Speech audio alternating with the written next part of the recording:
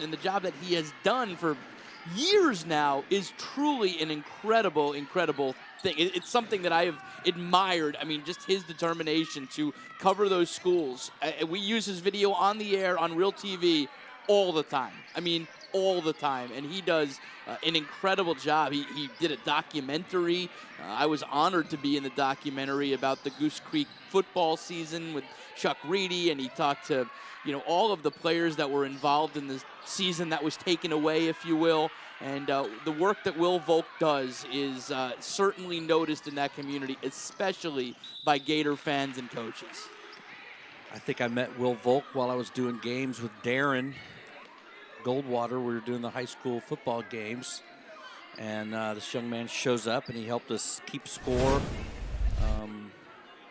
But that's where it starts, and that's where you really start to find the kids who really want to be in this business, because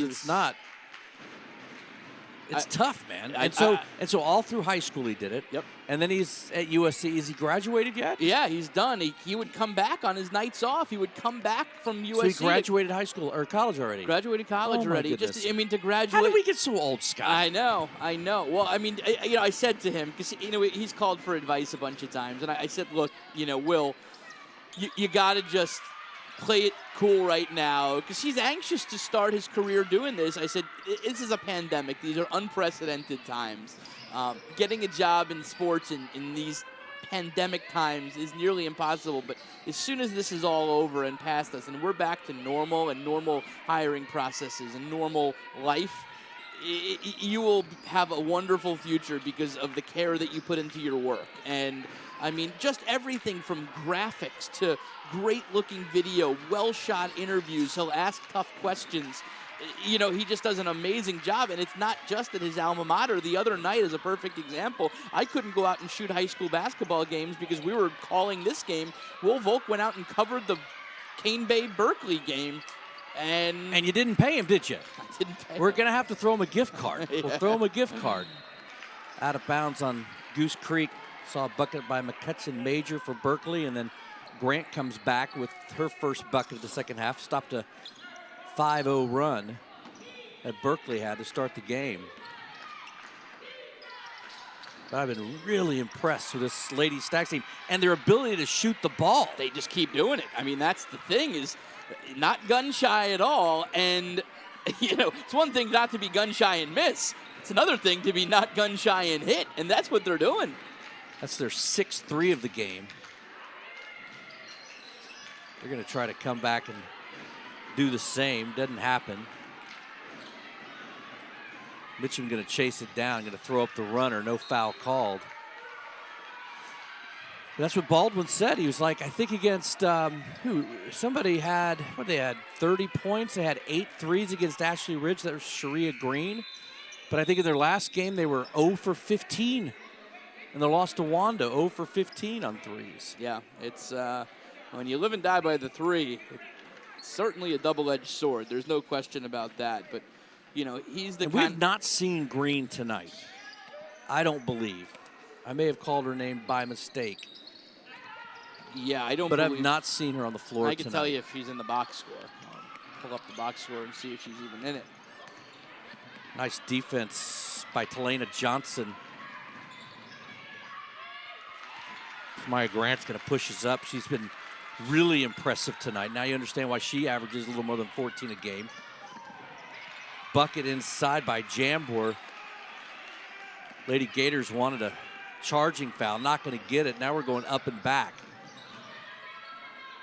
Samaya Grant is really a post player's worst nightmare, because she'll play kind of the post, but she's going to pull you out of the, out to the three-point line. She can shoot from out there and make you pay. So, the way she plays, she spreads the floor out, and ultimately, for this situation, if you're Berkeley, you can't have Peyton Jambor, manning up against her. She's got to play down low because Berkeley has that huge height advantage. I think this has been the best point guard we've seen all year. Yeah, she's been really good.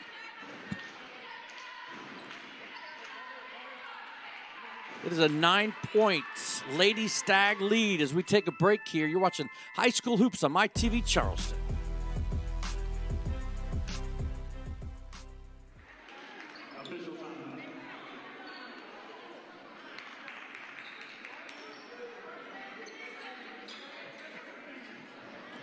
Charleston Sports Club in Goose Creek location is Goose Creek's home for sports at 125 Financial York Boulevard, or visit charlestonsportsclub.com. We also want to thank Faith Church of Goose Creek as your favorite providers, Mean ABC Professional Video Production, and Palmetto Dome Operations. Their role was Goose Creek Outcast in 1995.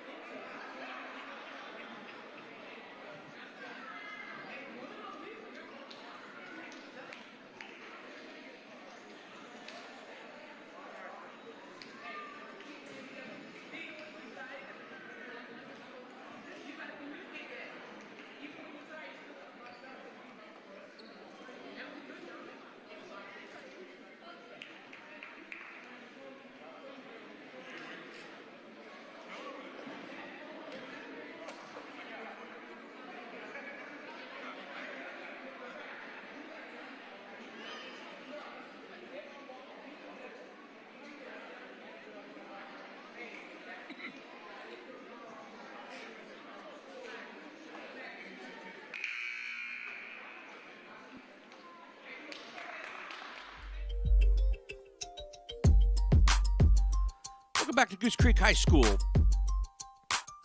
I would say a surprise of sorts as the Lady Stags hold the 37-28 lead right now. But when I look at the scorecard, I think Goose Creek's got 1 3-pointer. I mean, could you imagine? Compared to 6 for the Lady Stags. It's just incredible to me that a team that literally won 79 straight region games could potentially lose 2 in 1 week. Sports is a funny thing, my friend. Yes, just ask the Kansas City Chiefs about that. I mean, it's hard to ever say, well, you know, I don't think Tom Brady's going to win this game, but I genuinely thought the Chiefs were going to win last night, and that did not happen. Could have been the worst Super Bowl I've ever seen, but it did not happen well for the Chiefs. 10-point lead now by the Lady Stags. Gators need to get some offense. Obviously missing the 14 points a game, but Shariah Green usually gives them. From the elbow, it's going to go for Talena Johnson. This is a little water bug just flying down the floor. Yeah.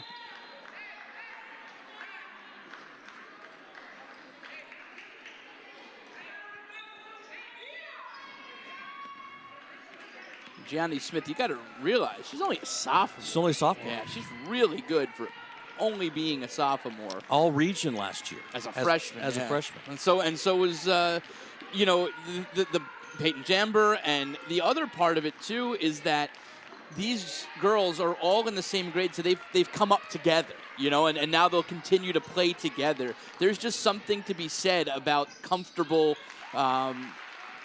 being comfortable on the floor with your teammates, and they've come up their whole way together, and that's what Crystal P said to us. She goes, you know, Gianni Smith, she has to just be on the same page with the other 2 sophomores, and if she does that, they will be unstoppable.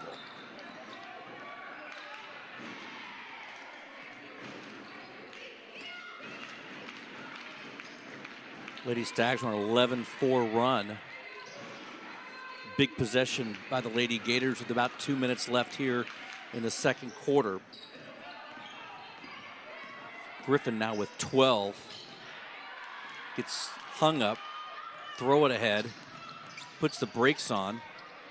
Just a soft jumper inside for Smith now. She's got 3 here in the quarter, make it 40-32. Really nice pump fake there. So much confidence in that shot, knowing exactly what she wanted to do. She had that planned all along and got it to go.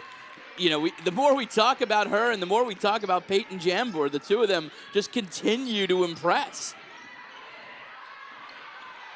Elizabeth Mitchum fighting hard, going to turn it over. Gators go back inside for the bucket.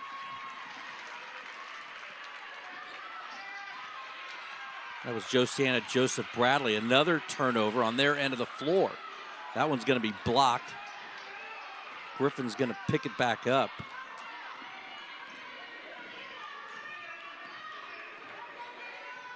You know, we were talking earlier just about pride in your own town and pride in your program. Really cool that tonight, 3 of our 4 coaches that we're calling tonight, she does it again. There she goes.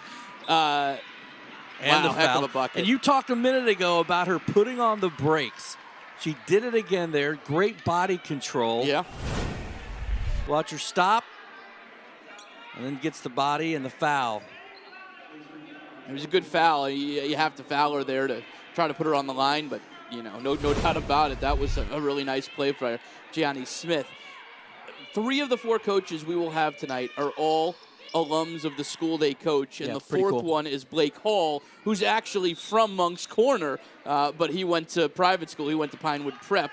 So, you know, these are people who have invested in their community, and that look at her. That says a lot. Yeah. Love that shot. That's the intensity. Crystal Pisa, Finishes 20.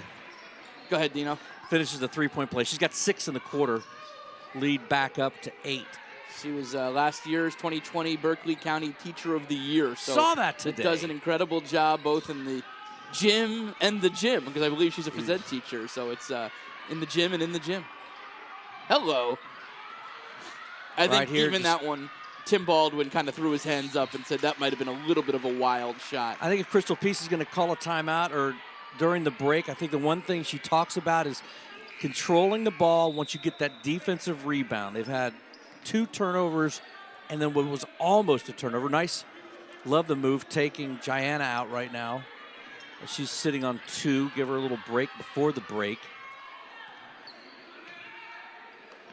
It's not often that a team has cushion against Goose Creek, and Berkeley has a little cushion. You know, I don't expect them to be chucking the ball and shooting as much now. You have the advantage of there is no shot clock here, so you can sit on it. Samaya Grant with a nice quick hands to poke the ball away. Give the Gators now, Lady Gators, a chance to close out the quarter with a shot, maybe a bucket.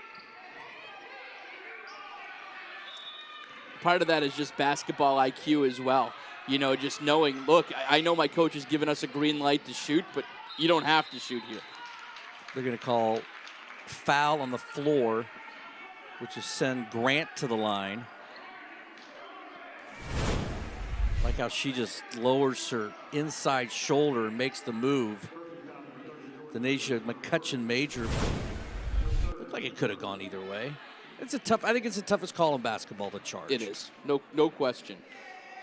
Samaya Grant is just such a well-coached player, and that, you know, Tim Baldwin, this is just his first year coaching her, but the coach that she had at First Baptist was Presley Singleton, who's one of the best coaches in our area, without question. First Baptist, our best women's team in the area this year, and, you know, Presley has won state titles at Northwood Academy. She's an incredible coach, so, you know, Samaya Grant has benefited from really good coaching over her high school career. 7-point game as we head to the final quarter.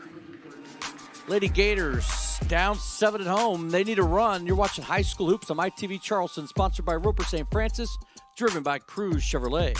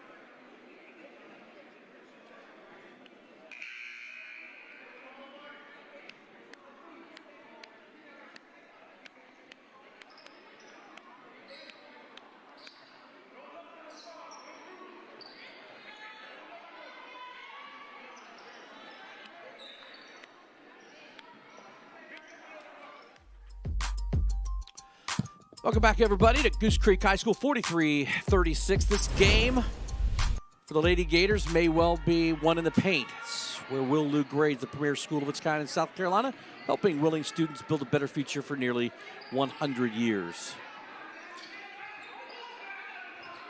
But to go in the paint means you've got to challenge Peyton Jambor, who's got multiple blocks in this game. She really she clogs the middle, and she is very mobile. That's the thing. There's one thing about, I don't even remember what coach it was that we were speaking to, but he said, look, I've got a center who's big, but he's going to foul out in 5 minutes. Like, because there's just not that body control, and she has fantastic body control that she's not fouling. She's really playing good defense, getting her hand up, and if nothing else, altering the shot. I mean, you don't have to block a shot to do well. You have to alter their shot so it doesn't go in. It doesn't matter whether it's blocked or not. Altered the shot there. Berkeley turned the ball over 3 of their last 4 defensive rebounds. In that case, you've got to get the ball into number 2's hands. But she likes to sprint down the court. But with a 7-point lead right here, you don't want to play soft. You want to be passive and sit back. But now, taking care of the ball, especially on the Goose Creek end of the floor, is absolutely the right move. You've also got to, just put a lot of trust in your point guard. She's a very talented point guard, and just kind of coach her that you don't have to take any shot that's not a perfect shot for you. Because then it puts Goose Creek into transition like that, and that's where they seem to do pretty well. Foul again is going to be on, I believe that's Jordan Rivers. I give her a lot of credit. That's the second time that she's been steamrolled. Second time called for a block. Looked like she had position. At some point, the refs have got to give her a little credit for just getting crushed under the hoop. If there's one thing you can say about the Goose Creek Gators, they are not playing with any fear of Jambor being down low. They're not fearful of a 6-footer down low. They're taking it to her. Now, she's being very effective defensively, but the Goose Creek Gators are not playing with any type of fear. Kara McGee going 1 for 2 from the line. Cuts the lead to 6. I think one thing that you've always got to commend these coaches for are, these are 2 football towns, and they have turned out some really good basketball teams the last couple of years, and that's not easy to do in a football town. Moncks Corner lives and dies by Friday nights at, Moody Field. Both Joe Wallace on the men's side, Crystal Peace on the women's side, have done phenomenal jobs. Joe Wallace getting Berkeley to a lower state title. I think this is a Berkeley team, this girls team, that easily could make a run to Florence this year, if not Columbia. I think they've got all the pieces there, and they have to stay healthy for sure, and they have to stay COVID-free for sure. But beyond that, I think there's talent there to make a run. Speaking of run, that's what the Lady Gators need right now. Smith with the missed 3. See how the Lady Gators attack, and they can go inside or try to find their shooting touch from the outside. Again, I've got them for just 1 3-pointer in this game. Inside doesn't go. She's to bring that ball down, just protect it, kick it out to Mitchum. There you go, get it back into the hands of Janiah Smith. She can take her time, clock at 5 minutes now. Not going to be in a hurry. Samaya Grant's going to pressure. She's going to go back inside. No foul called, loses it. And I should clarify my statement from a moment ago. I say Florence, meaning the lower state title, but we don't know if it'll be in Florence yet. I would venture to think that the high school league is looking to do things like put it in separate venues so you don't have to sanitize an arena in between games. That's what they did for football, moved it between Spring Valley and Benedict back and forth. I would venture to think we see something of that sort with the lower states. Back-to-back blocks by Jambor on that possession. Tied ball goes to Goose Creek, so the next tie ball will go back to the Lady Stags. Approached the 4-minute mark. Been a low-scoring quarter, just 1 point. Keep it at 1 point. Bunny hop doesn't go. Another block. That's got to be 8. Yeah, at least. At least. Diana Smith also active on that end. You know, I think Jambor and Smith would certainly both be candidates for our player of the game, but I think you almost have to give it to Jambor just for what she's done defensively. I think the game's not over. I'm going to hold back my vote. Oh, okay. I was trying to give our folks back in the truck a little right bit of there. a head In and start. out doesn't go. Jambor with the rebound. Yep. Slow it down. Give it to Smith. I think slow it down is not in Smith's vocabulary.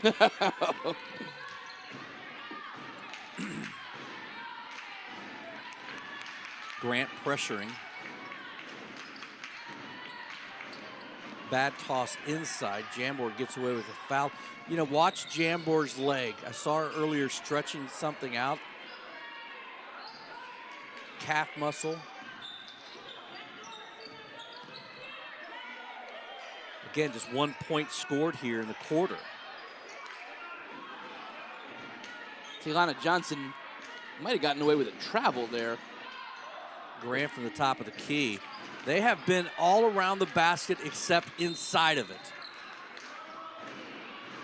And we've got a timeout after that. You're watching High School Hoops on My TV Charleston, sponsored by Roper St. Francis. Roper St. Francis Hospital, where experience matters.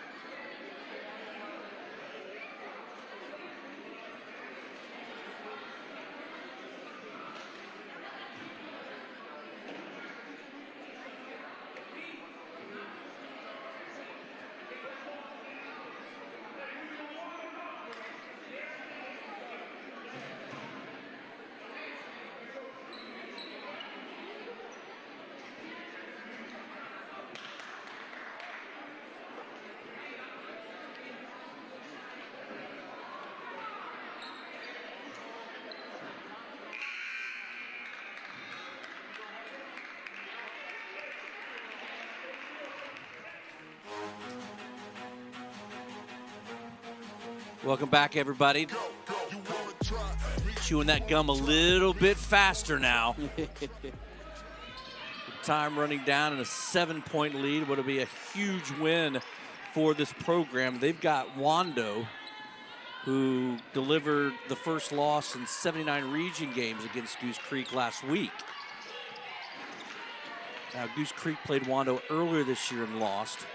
Cross-court pass inside. Nice block by Talonga Johnson. We'll see what Coach Baldwin draws up here out of the timeout, whether he wants 3 or 2. Grant's done a nice job getting inside. The three-pointer doesn't go there. It's going to be the Lady Stags ball. And I'll say this, I think we have to mention it, but tonight is a perfect night for them to play at 6 o'clock, because these ladies can run home. And if they want to expand their basketball knowledge, they better turn on Fox Sports 1 tonight, because they're watching number 1 versus number 2. That was pretty good basketball knowledge right there by Gianna Smith. There it was. But yeah, tonight, number 1 versus number 2, Lady Gamecocks, UConn Lady Huskies. You know, if they want to learn a little something about basketball, that is where you've got to be tuned in tonight. That is going to be the game of the year. South Carolina won the game last year. This year, you're taking fans out of the equation. It's just quality against quality. Both have lost this year. But, you know, I would venture to think winner of this game is your front runner for a national championship. So, you know, it's always great to watch the best. And tonight, these ladies have a chance to go home and watch the best. Grant injured on that play. Looks like she was grabbing her calf muscle, right calf muscle. Lead was 8, back to 6. Boy, just got great court presence. Little digitizing problem. We apologize for that. Turnover. They're going to come back down, fly down, don't get it. Offensive rebound, back iron, in and out, doesn't go. Mitchum loses control. They're going to set back up. Again, a 6-point game, 45-39. They go inside. There's the shot by Johnson. Doesn't go.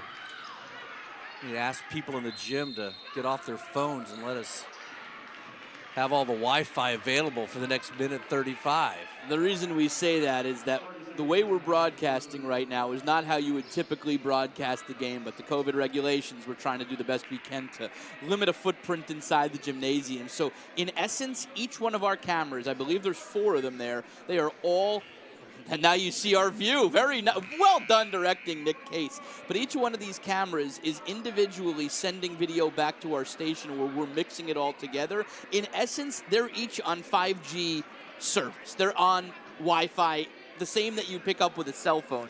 We're using for a high-definition camera. It's more or less FaceTime or Zoom technology, but you're not plugged into the internet in the wall. You're using cell service. So, you know, just like you would see it digitize on FaceTime sometimes, that's what we get in the gymnasium when other folks are using their phone or there's a metal roof or whatever it may be. So it's an incredible effort by the team to get it set up, but there are little glitches in that. Jambor throws it inside.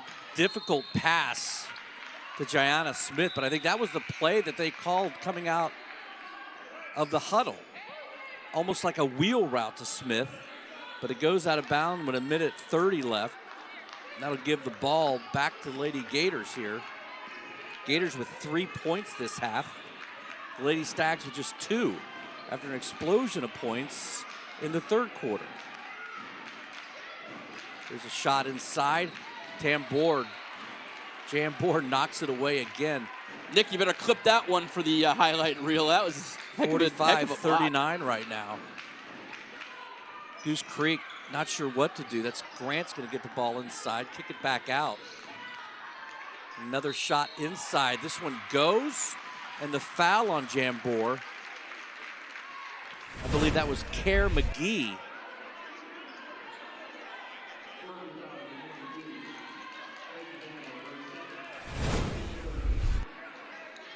McGee with the bucket inside. Try to complete the 3-point play to make it a 3-point game. And she does. So make it 45-42. Smith's got ball. She's going to get double teamed at the top. Tough to get it out of her hands. Dribbles it left and right just equally as well. She's going to get pushed from the backside. Man, she's excited. Just want to let you know, if we get down to the final minute here or the final seconds of this game and we're in a very tight ball game, the time bug on our screen is not the official time of the game. The official time is being kept on the scoreboard at the school. So if you're yelling, shoot, shoot, shoot, there's only a second left, it might not be exact to what the scoreboard says there in the gym. Not a shooting foul. Jambor going to get the ball back to Smith. She's going to pick up a screen on the outside. In and out, throws it up. Going to get fouled. Tell you what, we've seen some great young talent. We are. The future is bright for basketball in our area. I think both coaches are excited that they have plenty of youth on these teams. They're building these programs, and you know, these are 2 of the prime athletic programs in our area. They got her inside if they want her. She gets it inside. It was a tough way to defend that inbounds pass. They left the bottom side of the court open for Jambor. She made a break to the basket, saw it open. It was a quick entry pass. Now 47-42. Costly lapse of defense right there by the Lady Gators. And you make your free throws. As somebody once said, they're not free if you don't make them. That's right. Under a minute to play, they need a three quick. Kara McGee, again. You've got Jambor inside, who I would say he's got 10 blocks. Now you got to start thinking about the foul. That was close to being a turnover, but they get the foul first. And I don't know when the last time the Lady Stags beat Goose Creek, but considering they haven't lost, I mean, their loss to Wanda was their first, what was it, in 79 games would be, I think it was 6 8 years. Yeah, something like that. So obviously it's been that long. Although Berkeley has moved up and down. You know, they were down in 4A for a while, and then they've come back up to 5A. So they've been all over the map as far as classification goes.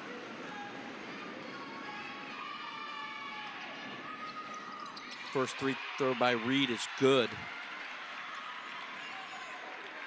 I believe that gives her 15 on the night.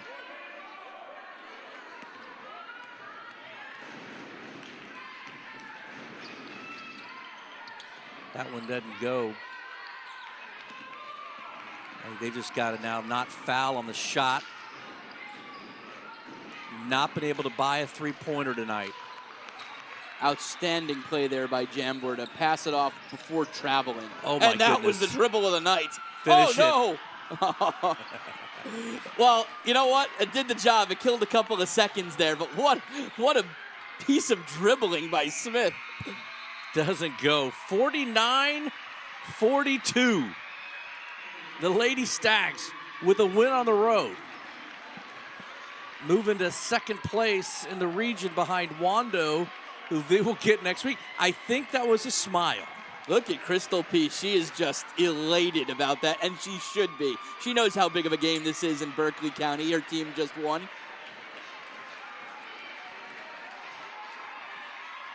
As for our Cruz Chevy player of the game, got to be that young lady, number 22, Peyton Jambor, the sophomore.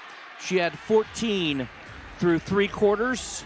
She picked up another 3 in the very important fourth quarter. 17 on the night. I got to say she had a double-double. Because I think she had to have at least 10 blocks. But she is our Cruz Chevrolet player of the game. Cruz Chevrolet on Rivers. You've got a friend in the car business. Crystal Peace, congratulations to you. Picking up the trophy, the win, the Roper St. Francis Cruz Chevrolet trophy of the game. Huge win for the Lady Stags tonight. Our thanks to Will Lou Gray providing our points in the paint. Will Lou Gray, the premier school of its kind in South Carolina, has been helping willing students build a better future for nearly 100 years. As for our next game, it's not Wednesday. It's coming up in about 8 minutes. We're back with our halftime reporter in-game report coming up after this.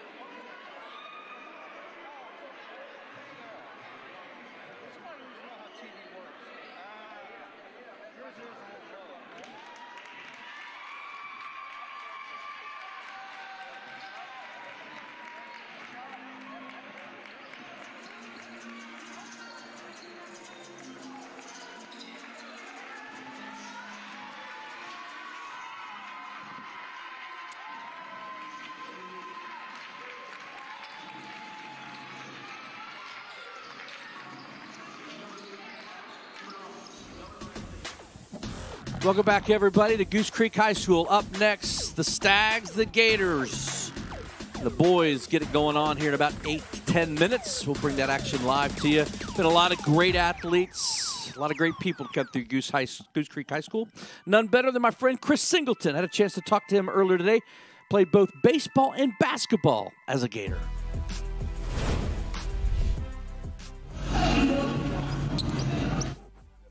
Coach had everything. Practice plan was beforehand, like everything was super structured. And so mainly discipline with basketball.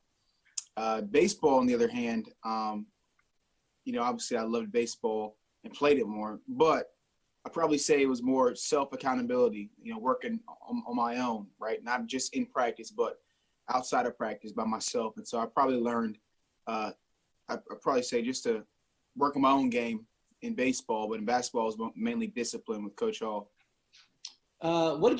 Which sport did you love more? Love more. Oh man, my basketball team in high school, I loved that team more, but obviously the sport of baseball, man, is something I hold dear to my heart. So I'd probably give baseball the upper edge. Talk about that team and some of those guys who were on that team your senior year. Yeah, so in basketball, junior and senior year, it was a brotherhood. We were pretty successful on the court, but I got some of my best friends to this day, Rashard Alston, Dantez Beneman, who were leaders on our team. And so we're best friends to this day, right? Guys that were in my wedding and I'll be in theirs. So it's definitely a bond that'll last a lifetime. I remember the first time I saw Kinlaw on the basketball court, I was scared. I could see that. He's massive. And he could, destroy a rim too, how big he is when he would dunk. But no, he's another one of those guys that I consider to be a good friend of mine now. We talked probably 2 days ago, with him playing professional football now and him growing as a man. So, we got a good relationship as well. Chris Singleton. Got much more with Chris coming up after the break, talking about what he's got going on next, how he was able to rebound from the tragic loss of his mother, at Mother Emanuel. That's coming up after the break.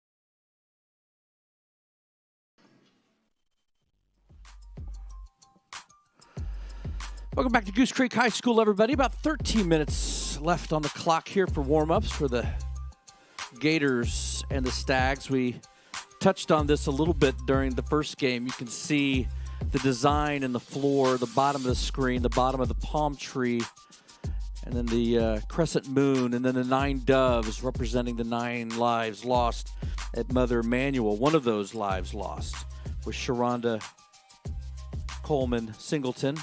It was Chris's mother. She was an employee at the school, ran track at the school, was a track coach, left a lasting impression certainly there. Chris was in college at the Charleston Southern. Was a student there, was playing baseball the night that happened. And since then, what he has done has truly been miraculous.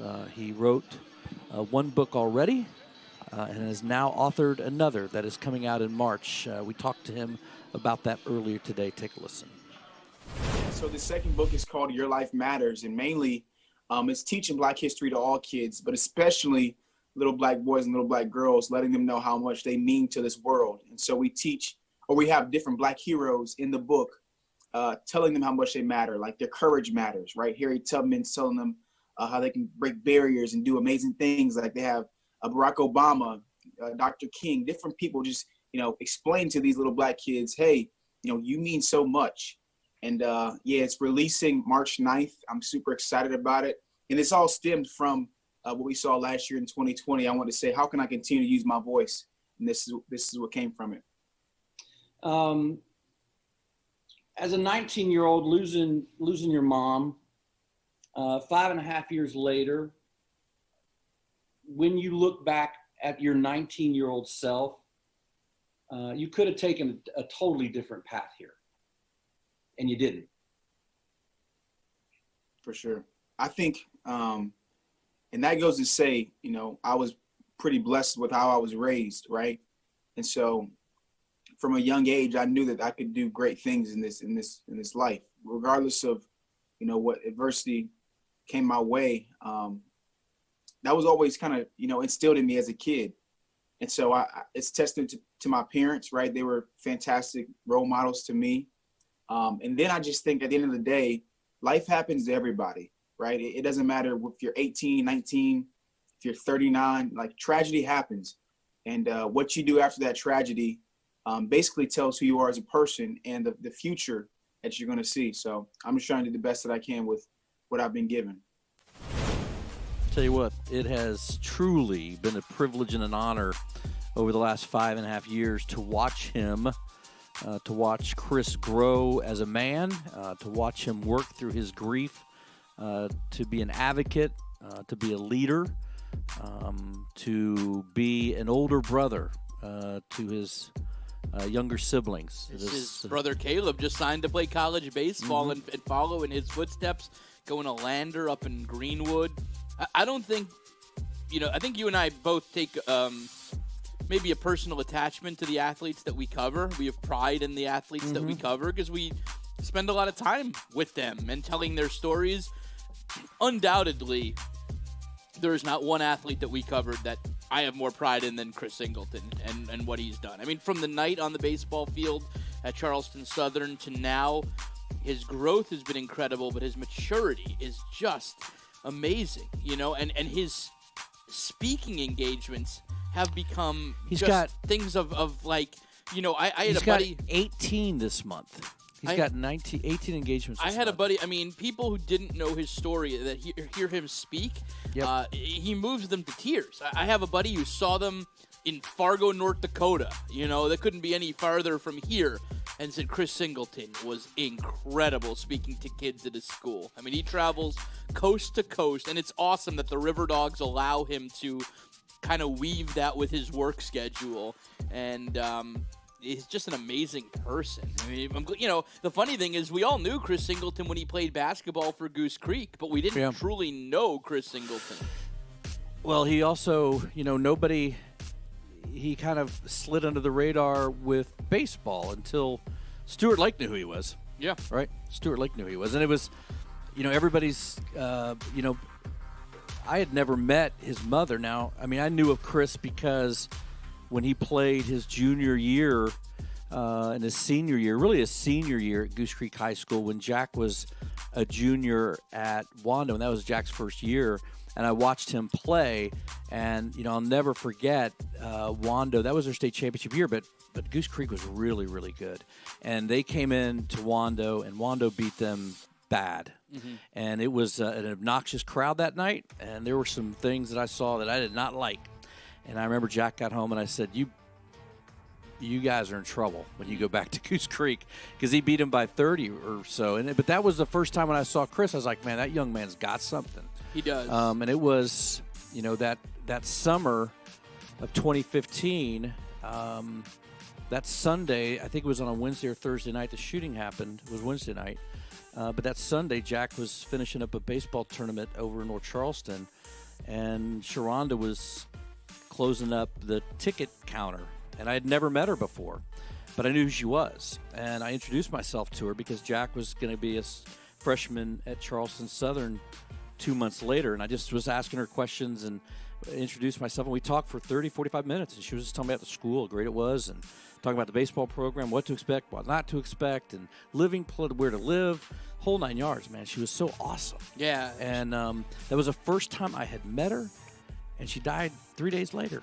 And, but again, to watch him, and it's been awesome, man. So you'll never forget where you are when when you found out about that night. I'll never forget. Obviously, we were in the newsroom, and you were doing an incredible job anchoring, and they sent me down to Marion Square where I reported that night. And again, there's one thing to report and not know and not have a personal tie, but there's another part when you know it. And I got the call from Stuart Lake down there saying it's Chris's mom, and it makes it so much more personal.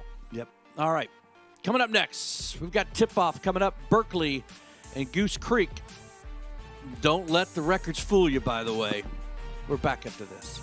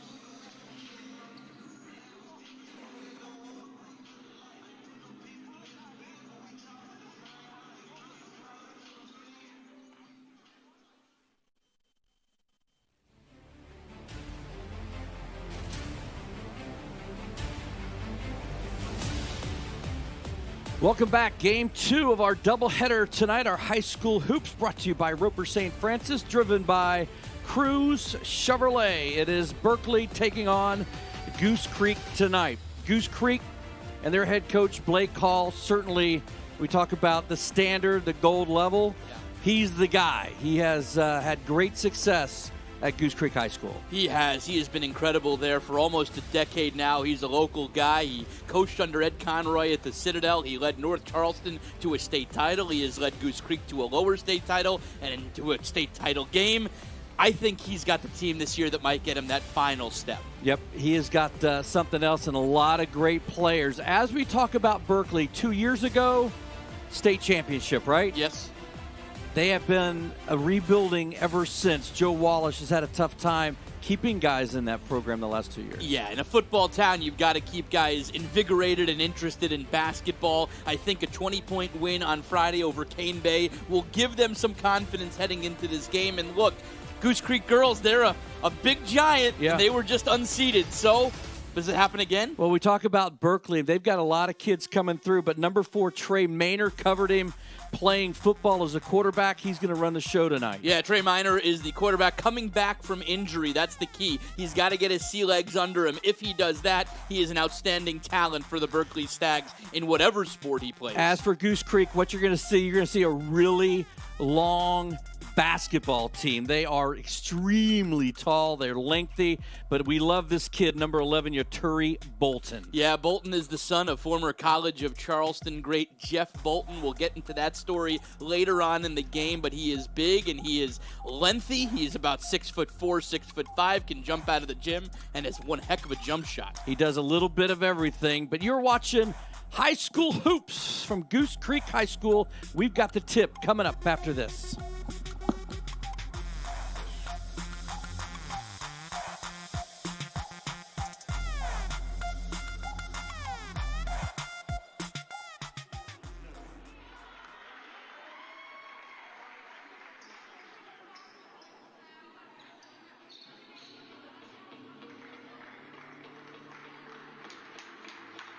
And now starting lineup for your Goose Creek Gators. Number 3, Grace Thompson. Number 5, Breon Steele. Number 10, Savion Bennett. Number 11, Yaturi Bolton. Number 23, Tavion Simmons.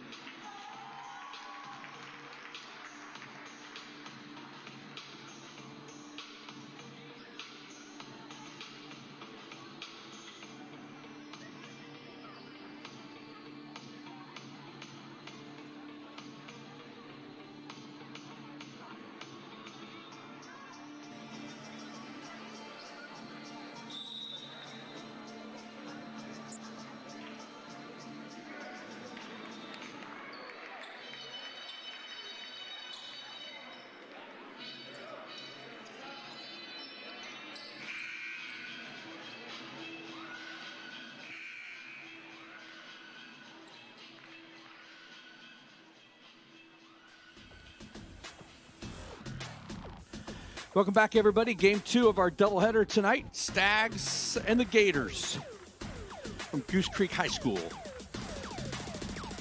Berkeley struggling early on. Picked up a win against Cane Bay, their last win, 1-1. These two, a lot of these kids know each other. Becomes a real source of pride. We're going to re-jump this one. Yeah, they've become great rivals, football especially. It's just an awesome rivalry in football. In basketball, you know, they've got to kind of make it a rivalry. Berkeley has not had a ton of success against Goose Creek, but nobody has. Blake Hall is just an elite high school basketball coach. There's no other way to say it. He is an elite coach in our area. And you always talk about just the way he kind of controls himself on the bench. Yeah, smooth operator, man. Yeah, nice shot inside. That's Bennett, Xavion Bennett. Xavion Bennett going to join two of our other alums of high school hoops at Converse College next year. That's where Bailey Weissman, Cohen Gaskins from James Island are going to go and start that program. He'll join them there. Hands inside by Tyclevion Thompson with the tie-up. Bennett's 10, Yaturi Bolton is 11. Number 5, Breon Steele getting the start tonight. Scholar athlete. Tajon Simmons, 23. Nice floater inside by Elijah Faison, make it 2-2. Again, the length of Goose Creek is, they're lengthy enough to go far in the upcoming tournament. That's the key, is they have the length and the size. They have the skill. I mean, Blake Hall says, when you look at this team as a whole, I mean, you're talking 5-6 guys that could be Division I talent. Now, they won't all be Division I players. Their grades have to be on the Division I level. Some of them might have to go JUCO or whatever it may be. But talent-wise on the basketball court, they've got it. And they've also got depth. Outside shot, good. I didn't catch the number there. I think it was That was Steele. Tykelvion Thompson. That was Thompson for the 3.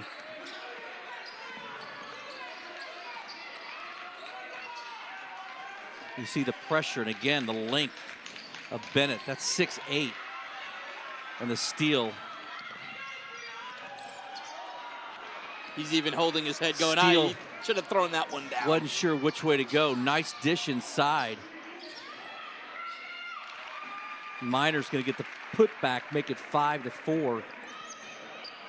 And we got to get this out of the way right off the rip. What do you got? There is not a more GQ guy in the Low Country than Blake Hall. He's got the white sneakers with the black suit and a T-shirt underneath it. That is like Dean Stevens GQ right there. I couldn't pull off the T-shirt jacket. 1996 Dean Stevens, but thank you. Bennett outside, doesn't go. Offensive rebound.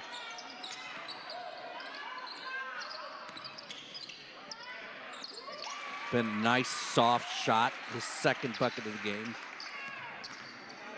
You know, the stars for Goose Creek are all pretty even. They're all pretty similar players. Bennett and Yatori Bolton. They both score about 14 a game. None of them a dominant scorer, but collectively, nobody's been able to stop them yet this year. If Berkeley doesn't get that call the rest of the night, it's going to be a long game. That was all body on that foul. Keys to the game, Berkeley's got to take control of the ball. Cannot turn it over. They can't give free baskets down.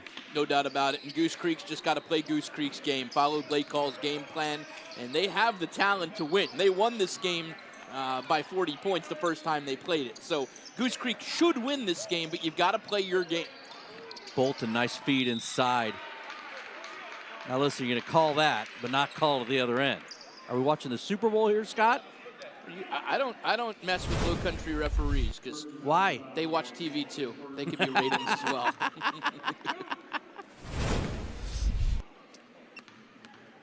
Foul inside on Minor. Tajon Simmons. I mean, look at that T-shirt. That's like a turtleneck T-shirt. That's great. Stop. That is Chris Singleton's T-shirt. Love thy neighbor. Oh, cool. Talk about that a little bit later in the broadcast. Thanks for stealing the lead. Well, you know but what? I thought it was a turtleneck. It wasn't. It's his gator. It's his gator. It's not a turtleneck.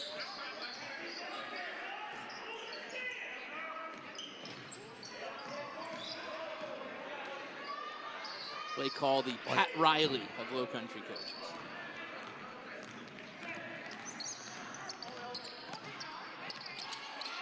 Up and down we go. That's a points in the paint. Will Lou Gray, premier school of its kind in South Carolina, been helping willing students build a better future for nearly 100 years. I think that was Simmons. I mean, you got 3 guys out there, 6'3", 6'4", 6'5". Yep. Not the easiest jersey numbers to read from a conference room at our station in Mount Pleasant. Might have to talk to the guy, Chris Buchholz, who designed those, the former athletics director there. He was all about the swag. He loved swag, loved the Gators to look good. I might have to talk to him a little bit about the contrast in the gold to white ratio on those Nike threads. Faison does a nice job inside, putting it up over the trees. Faison, a senior. Joe Wallace starting 5 seniors. Great hands. They're going to get a foul on the backside. A 10-6 game. Berkeley playing with some fire. Goose Creek playing with some length. We've got some subs coming in after the break.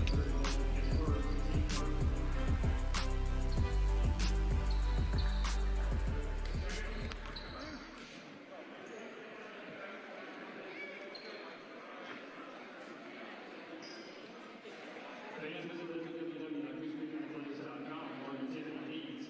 Our next opening will be this Wednesday in State Bay. Girls tip off at 6, boys will follow afterwards. We also want to thank Fair Works Mechanical Services, John Baldwin, Goose Creek Contractor 2007, and Clearview Auto Implements, and Ford, Goose Creek Contractor 1980. Thank you for your support.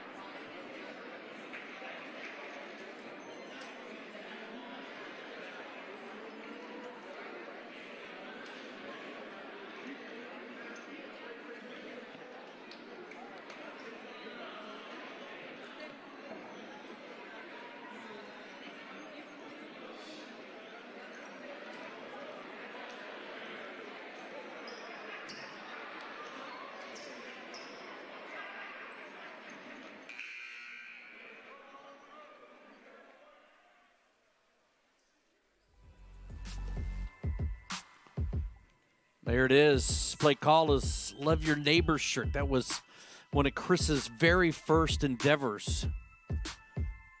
He always had a conversation during his speech, was stand up, find somebody that doesn't look like you, and give him a hug.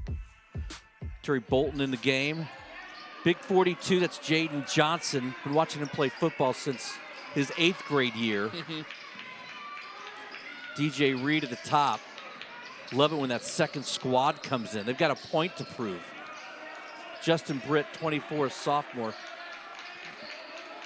Play call said he could actually be the best kid to ever come through this program.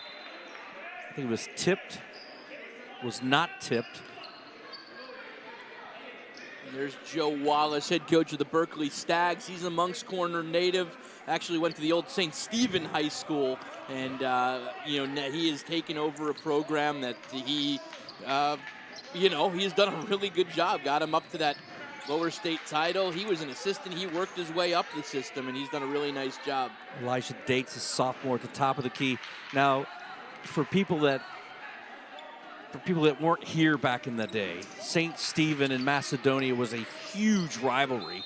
Turnover Gators. The head coach at the time was Jerome Stewart. He was a St. Stephen. Macedonia, Matthew Bradbury was there. See, Scotty, you could be 57 and still remember things from 30 years ago. But when they had Joe Hamilton and Courtney Brown playing basketball, it was, I'm telling you, it was can't miss. I mean, you go out to the middle of Berkeley County, and they were packed gyms, man. It was awesome to see. The far reaches of Berkeley County. In the pine trees. Yeah. And then, of course, those schools shut down, and Timberland High School came up for the fertile clay, reaching between the tall pines. That's right. Quoting the great Andy Demetra on the air right there. Always had great opens. You could do this right now. Text Demetra, ask him about the Timberland Open. He'll tell it to you right now. Oh, I have it on my phone. I have the Open on my phone. It's fantastic. Minor wants a foul, gets the ball ripped away. Really good. Listen, this basketball team 2 years ago, Berkeley, man, they were fantastic. They were fast. I can't remember the name of the wide receiver that played basketball. It was watching like a guy on roller skates out there. DJ Chisholm. He was so fast. He is having an outstanding career for Middle Tennessee State, playing for Rick Stockstill. Stockstill said he's the fastest guy on the Middle Tennessee State team without question. I think he's got 2 or 3 touchdowns in his career. Yeah, he was. I've never seen anybody as fast as that on a basketball He goes court. by DJ England Chisholm now. He goes with a hyphenated last name. Give it to the big fella. Give it to the big. Gotta feed the big dog. And, DJ Chisholm was absolutely wheels out there. But I'll tell you what, before that with Goose Creek, they had a guy, if you remember, Dantes Beneman. And Dantes Beneman was like wheels out there as well. Look out for the backsides. Bolton coming fast, coming strong. Well, Chris, I asked Chris about that. And we'll get to that a little later on. But I talked to him about those teams. Beneman was on those teams. I believe Benjamin and Richard Alston were both groomsmen in Chris's wedding, which I watched live on TV. You're killing my soundbite here later, man. I'm just killing me. That was appointment TV to watch it on Lifetime. All right. 10-6 game. Berkeley hanging close here. Like I said, don't let the records fool you. Uncharacteristic turnovers by Goose Creek.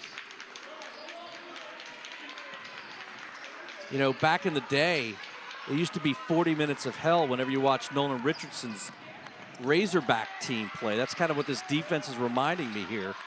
Bucket inside, make it a 12-6 game. I think that was dates.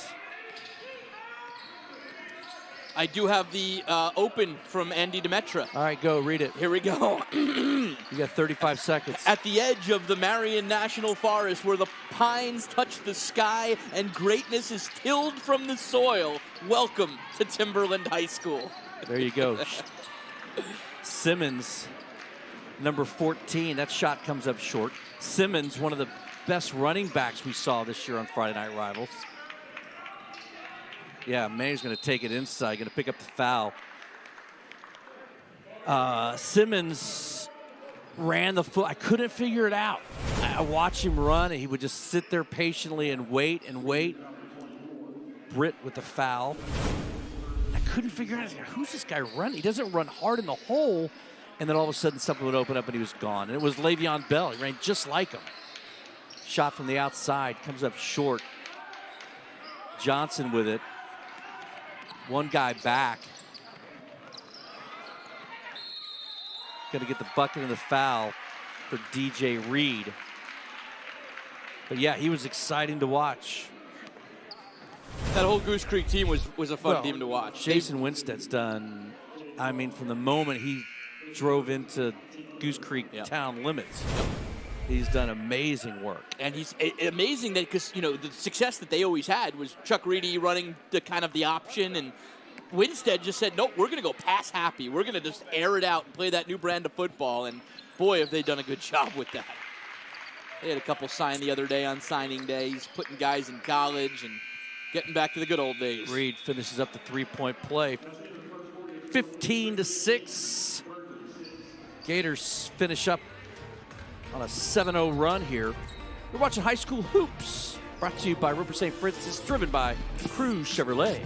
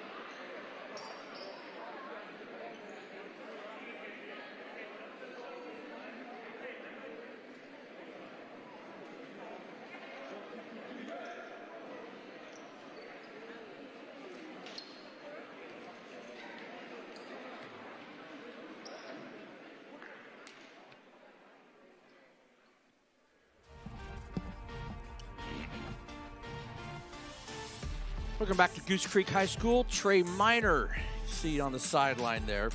Warrior on the football field. Came back from a broken collarbone twice. Yeah.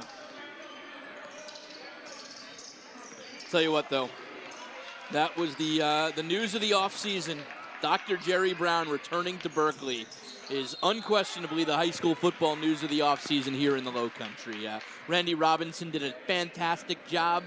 Just said, you know what, I want to go be a grandpa. And he moved back up to Clemson, living right down the road from his grandkids. And The good doctor had just recently purchased property in Monk's Corner.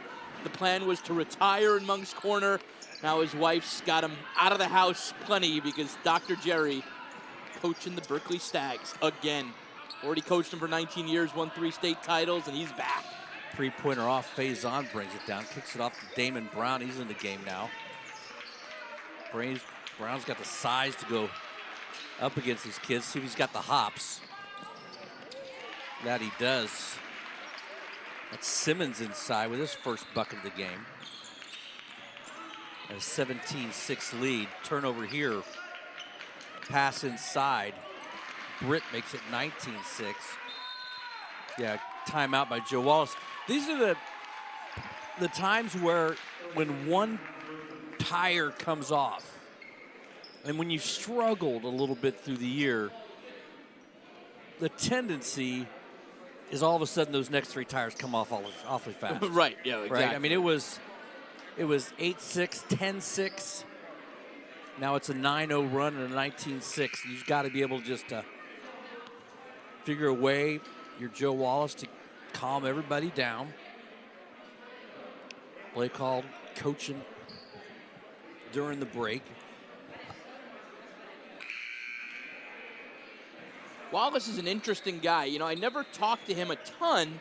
You know, Blake Hall I've known for years and years and years just with his coaching at the Citadel, and I've just known him for so long. But, you know, getting to talk to Wallace was a lot of fun. I really enjoyed it. You know, he's a guy who learned under Dr. Jerry Brown coaching football. He learned under Charlie Harrison in basketball. And, you know, he said this is a test he has right now to rebuild this program. They've just had bumps, and you know, that state championship run shows what type of talent they have. You just got to kind of put it together and hone it. Great hustle by Jaden Broughton to keep that ball alive. Then he goes up, going to get it blocked away, but I love the effort, love the hustle.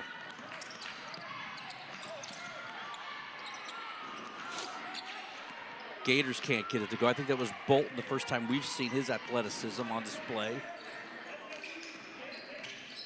Broughton back inside, going to kick it out. Going to call a travel on the play. He said the state title run was so important. That was the first time in 30 years that Berkeley won a region title, and they won 3 in a row. So, needless to say, he knows the sauce, the recipe to get you there. Right. And you also have to have good players. He had 2 really big stars on those teams, Aishan White, who's now at Polk State in Florida, and Traverse Smalls, who's at USC Salkehatchie in Walterboro. 2 really good quality junior college programs that put guys up at the next level pretty often. One of them being Vince Cole right now playing at St. John's, and he went to USC Salkehatchie and did some work there. Going to be a walk on Britt. But listen, it's, you know, it's cyclical. Yeah. I mean, rarely you're going to have, you know, a dynasty of high school basketball where you're going to get these guys tall, right? You got to have the size. You got to have a point guard, a guy to handle the ball, good back court. And I've always said, I thought Blake Hall has done more with less than any other coach I've seen. Now the problem here is he's got a lot to work with this year. Yep. Right? And there's, you know, and these are kids that buy in. These are kids that have the ability to play at the next level. I mean, you realize that Blake Hall right now has 2 former players playing in the NFL. That was just a man move by Xavion Bennett. It was. Blake Hall had Javon Kinlaw, who just had a heck of a run with the San Francisco 49ers in his rookie year, and he had Brandon Shell as well. So he had 2 guys who were playing on the line in the NFL that were playing center for him. Bennett was a pretty good wide receiver, if I remember right. Nice move inside. Berkeley having their shots inside, just tough to get them through the trees. Great ball movement, unselfish team. That Simmons inside doesn't go. Blake Hall's the kind of guy just eats, sleeps, and breathes basketball, but he'll have a little less time to do that coming up, so he is about to become a dad.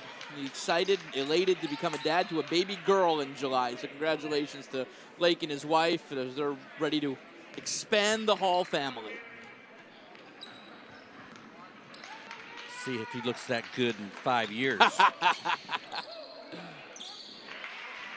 I've never seen him without hair gel, so I don't know what he would look like without it. As Will Lou Gray points in the paint. Will Lou Gray, the premier school of its kind in South Carolina, been helping willing students build a better future for nearly 100 years.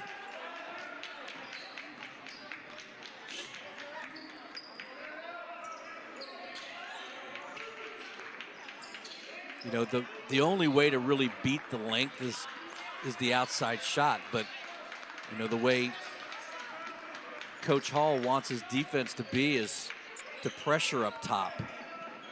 They're having a tough time finding open room. That'll go. Oh. Trying to stop a 13-0 run, and basketball god's going to kick it right out of the cylinder. Time for a break. 23-6 Goose Creek. We're watching high school hoops in Roper St. Francis.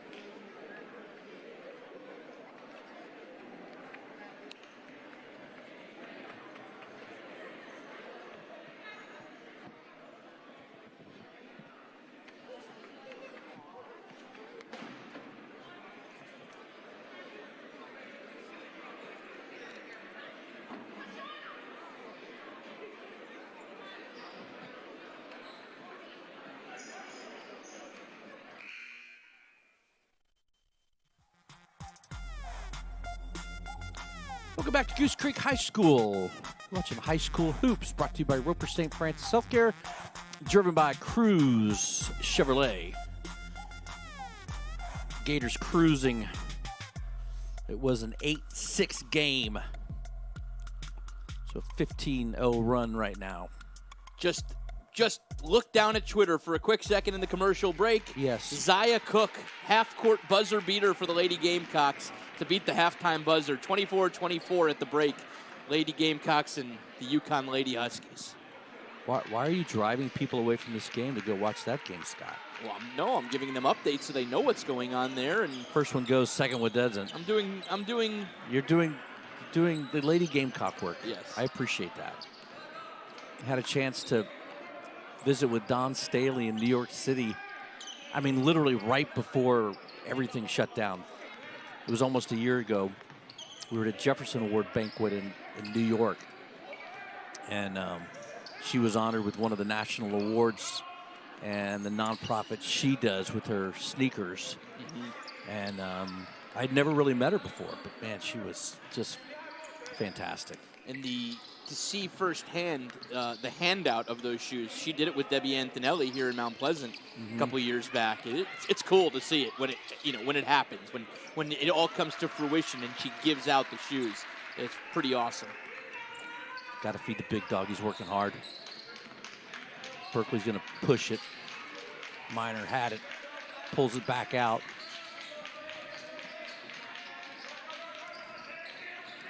Nice pick and roll inside. Great work. Jalen Wallace with the pair inside. Goose Creek has dominated here, but they haven't, it doesn't seem like it's out of control. It's not an out of control game. We've seen a couple of those this year. It's still a competitive ball game. You can tell Goose Creek just has the talent and the length right now that they're able to kind of score when they need to. I'm going to call tie ball. Big fan of the Horace Grant rec specs. I do like that look. I think Jaden Johnson will have a chance to play at the next level.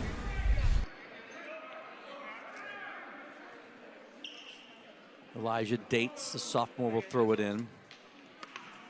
Well, I think what I like, Dante Taylor, the sophomore, also in the game right now. Great look by Johnson. Maybe he should be the quarterback. He's running the RPO. What I love, what Blake is doing, is he's rotating 5 and 5. So he's giving his starters a run, and then he's going to bring in his bench guys for a run. You do that for a couple of different reasons. You do it to allow your bench guys to get some quality time out on the floor. And you also do it out of respect. Three-pointer in and out doesn't go. Nice job inside battling.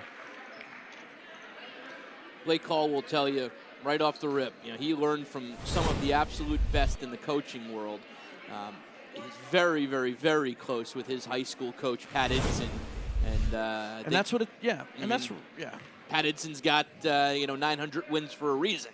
And then he's very close with Ed Conroy, who, you saw the job he did at the Citadel. So with those guys, he had a ton to just kind of soak it in. And he's done a really good job kind of making his own name in the high school basketball coaching ranks. Well, Blake Hall wanted to run his starting 5 for 3 quarters. He knows what the score would look like, right? Right. And that's where the respect comes. I watched the coach, not in this part of the Low Country, keep his guys in for 3.5 quarters against Lucy Beckham, playing freshman sophomore, just so they could hit the 100 mark. I was told it was the most disgraceful and unclassy basketball team this one gentleman had seen in 50 years of the game. And that's not the reputation you want. No. 27-10, Berkeley down 17 and $1:20 on the clock. Miners got it inside. Love how he tucks it on his hip as he goes to the basket. Protect it before you put it up. I think I like the shoes even better. Scott. What? Could you wear the purple shoes and get away with it? I mean, look what I'm wearing right now, Dean. I'm wearing bright red shoes, so yeah. A little different than the purple, yellow, and green combo. I like those. Those and are the cool. pink around the rims and the blue, yeah. Are those KDs, or is KD Nike, or what's Kevin Durant? I don't know. I think they're just really cool. Like Steph Curry's. And I'm going to tell you, this kid can pull it off. I think the big fella gave him a little nudge. Could you pull off the Blake Hall sneakers and suit look? Yeah, I could, but not well. It would be, well, I'm just going to say not very well. 3-pointer from the outside. That's Dante Taylor. I don't know how long my wife would let me get out the front door. Yeah, I've never done it. There's always like a couple people you see. Oh, the big fella wanted the breakaway. Inside. You always see a couple Jaden people Broughton with the bucket. at the media days for the national titles and stuff, and they go with like the Air Jordans with the suit, and I can't do it. I just can't pull it off. Well, what happens is when you get older. Oh, here we go. Greg Brzezowski, he's a sneakerhead. I forget about Greg being a complete sneakerhead. He's got like a closet of like 32.5 pairs of sneakers. He says those are Paul George's Nikes. Oh yeah, those are nice. Yeah, those are cool. I didn't know Paul George had a shoe line. Everybody's got shoes, buddy. Does Chris Middleton have a line? Cause he should. I'm sure he does. I would wear the KMs. Clock ticking down. What happens when you get older? You go to the Cole Haans that look like sneakers, That's what black and the brown. The Cole Haan Airs are awesome. Right. I wear those. Gonna push it up. Nice block inside. That's Jalen Wallace. Miner's gonna get off the shot. Come up a little short.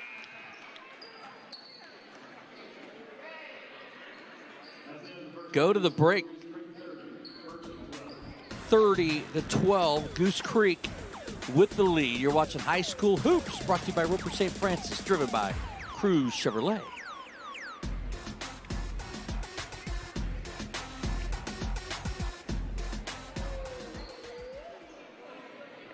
Ladies and gentlemen, your Goose Creek varsity cheerleaders.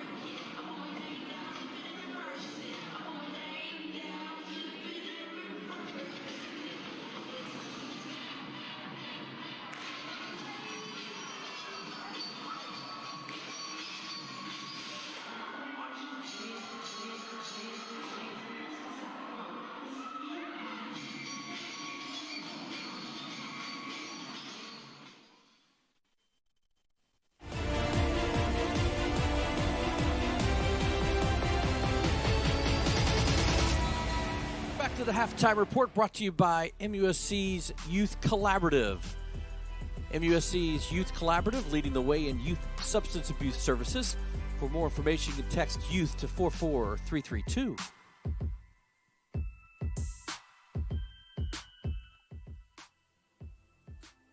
And good evening, everybody. Once again, MUSC Youth Collaborative joining our team to help put these broadcasts together. Thanks for being here, Dr. Erin McClure, Renee Roundtree. First of all, tell everybody a little bit about the collaborative. Yeah, I'd be happy to.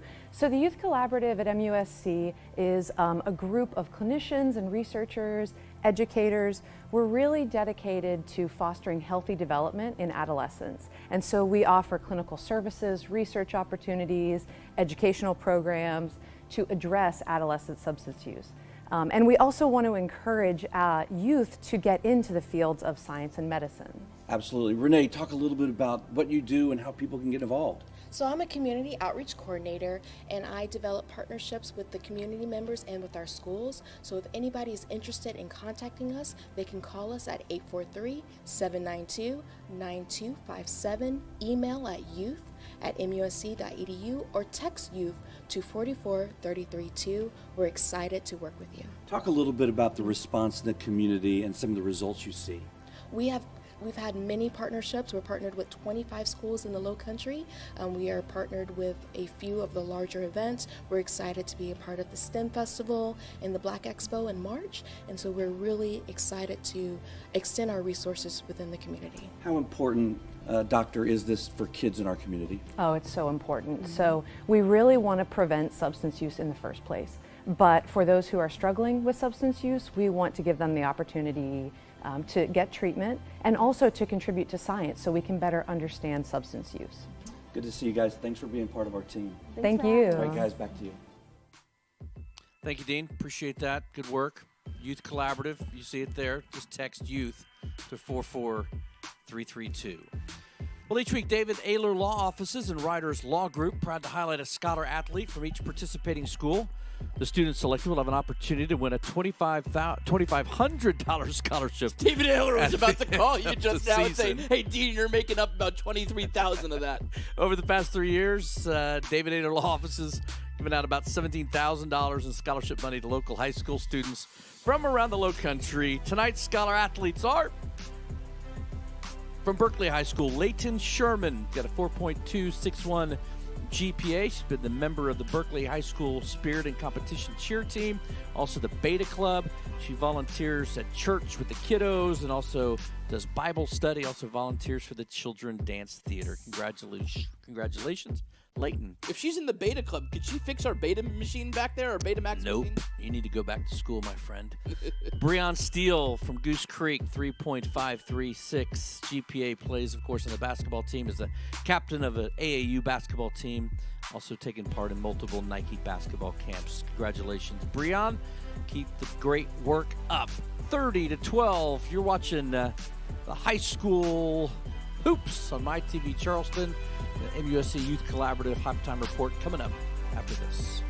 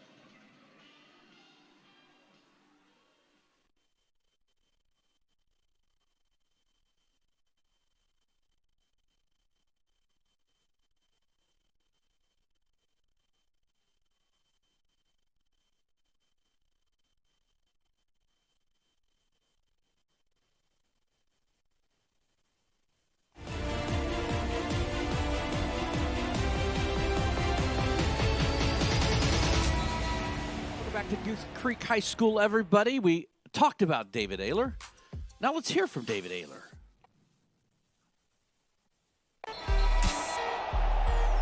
David Ayler of the Ayler Law Office is the presenting sponsor of our Scholar Athlete. David, this is something special every year. Didn't know if we'd have basketball this year. Luckily, we do. How special is it to give it, especially this year when people might need it a little more? Absolutely. I mean, obviously, this is a tough year on everybody, particularly families with young children that are going to be moving into the next phase of their lives. These are great athletes that are going to be moving into all types of career paths and colleges, and it's really great to be a part of it and just try to help out in a little bit of a way. I know you're a scholar yourself. It's got to be nice when they are scholar athletes. Absolutely. But they're not scholars just in the classroom. Everything that they do, of course, on the court, but also outside of the school, outside of playing sports, what they do in their community means almost more than anything. David Ayler from the Ayler Law Offices.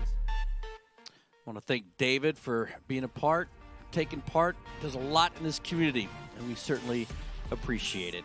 Coming up next, second half, Goose Creek and Berkeley. After this.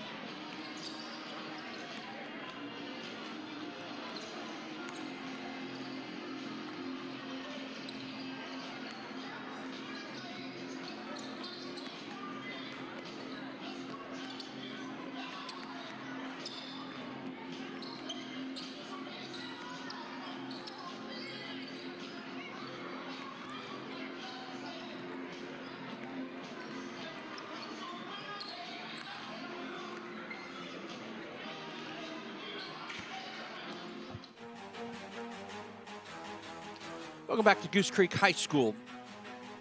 Gators lead the Stags by 18. It is Certainly been a team effort for Goose Creek. I've got 9 guys scoring so far, leading scorer in the first half. I think Tajon Simmons has 4. Xavion Bennett has 6. As for the Berkeley Stags, Elijah Faison has got 4 of their 12. And Jaden Broughton with 6 points as well for the Berkeley Stags. Got our box score sent to us from Gary Olesh, so we appreciate his attentiveness and getting us scores as this game progresses. Certainly one of the disadvantages of not being there. Yeah. Broughton name, very popular in the Low Country. Saw Luther Broughton. I think he went to Hanahan, maybe. I think I'm wrong. But Nehemiah Broughton. Definitely went to North Charleston. Played at the Citadel. Nemo Sapien. He was something else, wasn't he? Yeah. We did one of my, a lot of fun we had doing the story with Nehemiah Broughton a couple of years ago. Not more than a couple of years ago now. It's probably at least 10 years ago now. We did it with Nehemiah Broughton. But we did a story. He was a fullback for the Minnesota Vikings. Shot from the corner goes. Dimitri Simmons. Anyway, he was a fullback for the Minnesota Vikings, and that was right when they had signed Brett Favre. So we went out to North Charleston and practiced taking handoffs from Brett Favre. I played Brett Favre, and Nehemiah Broughton played Nehemiah Broughton. We had a good time with that. Faison wanted a clean block on the breakaway on the dunk. Let's see if he's got an argument here. I'm not quite sure he got touched.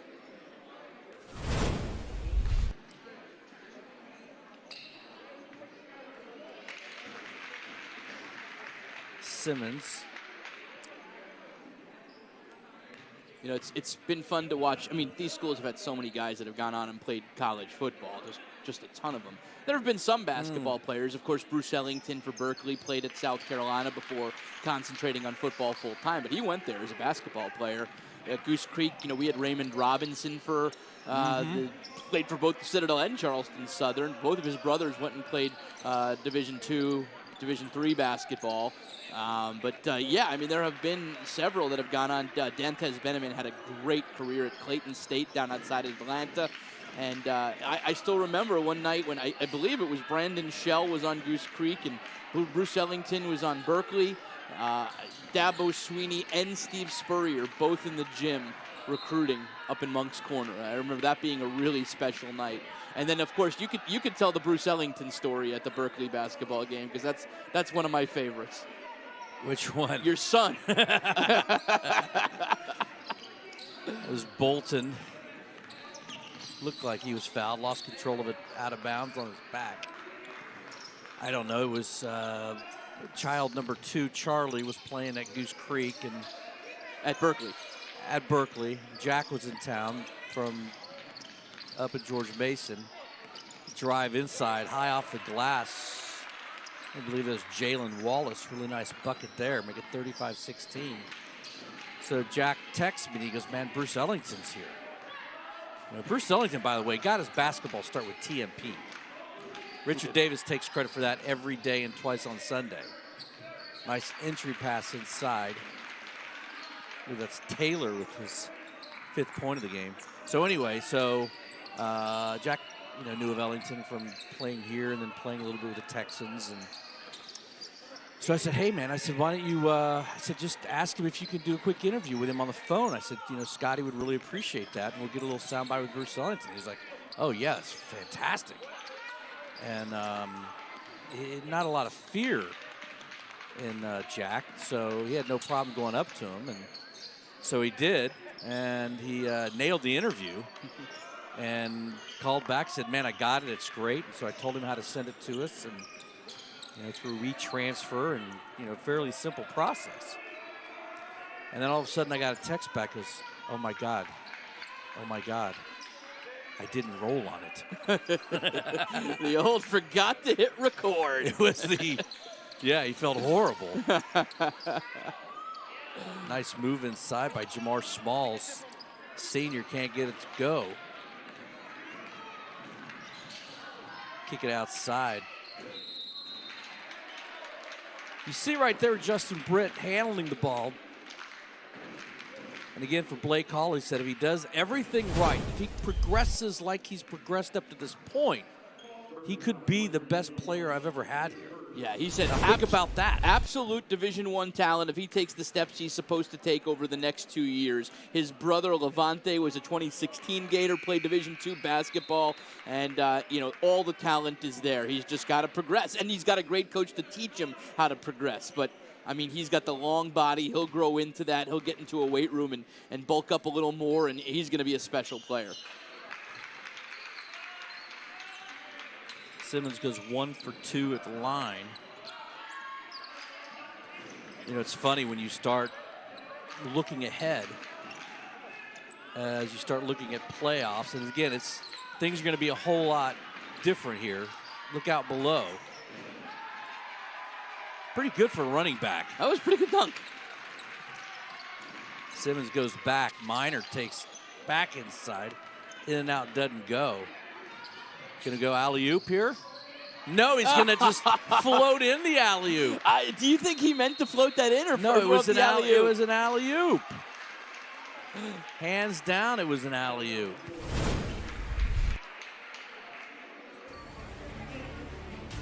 The right hand, reach back, young man. 42-16, Goose Creek running here.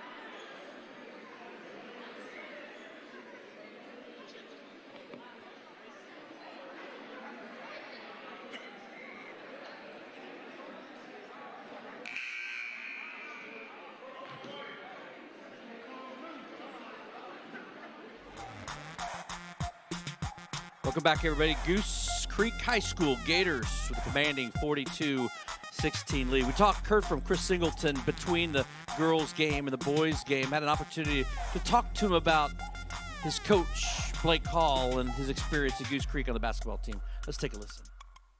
He basically was like a father figure to us, right? And he would joke around here and there, but, he's a white guy. He was young. And we're an all-black team, basically, and he was like a father figure to us. And I don't think I don't think you should take that lightly. That's real life, man. And so just me going through the stuff that I've been through personally, he was always one of the first people that I would ask for advice, even to this day, right, when I'm making a big decision in life or have big news or whatever it may be. He's one of the people that I go to. And I think coaches, in general, they have a huge impact on our culture as African-American young men, right? But Coach Hall specifically, I think why he's having so much success is because he's the ultimate professional. Every single day, he's super organized. Like you see him, he's well put together all the time. But he's organized by the book, and he showed you how much he cares. And if you do that, you're going to have buy-in from players, and we've seen the success because of it.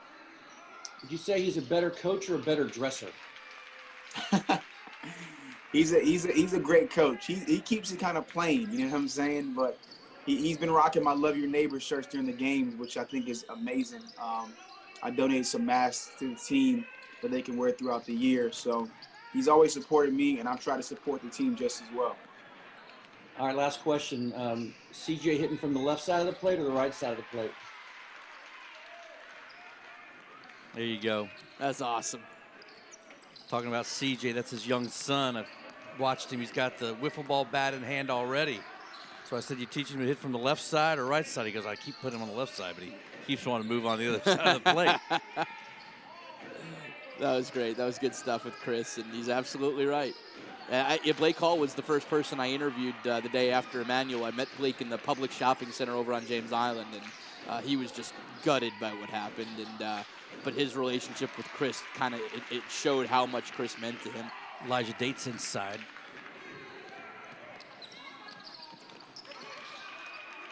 Been really impressed with Faison, both he and Trey Minor. And yet again, Joe Wallace told us he lost 4 starters from last year's team that didn't come back. Right. Right? For whatever reason. So, he's piecing things together, and you look at teams impacted greatly by the pandemic and the stopping and the starting. This would be one of the teams, right? Yeah, and it's starting to. So much about it is that team bonding and chemistry, and we take notes on our Zoom calls with the coaches, and literally in my notes with Blake Hall of Goose Creek is he said, this is my team that has the best team chemistry, talent, and togetherness. It's all there. And that's what leads to championships. So Berkeley's kind of trying to establish what Goose Creek has right now. Well, it's all there because you've got senior, juniors. Absolutely. Dominated roster. With full buy-in. With full buy-in, right.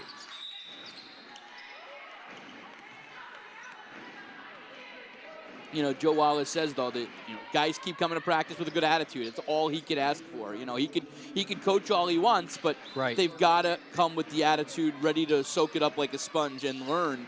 And they have, and they play hard. So no complaints from Joe Wallace. He's just got an experienced group, but he's not complaining about it one bit. I think part of a coaching cycle is that you put the work in now, and then when you see it reap the rewards in a couple of years, you've done your job.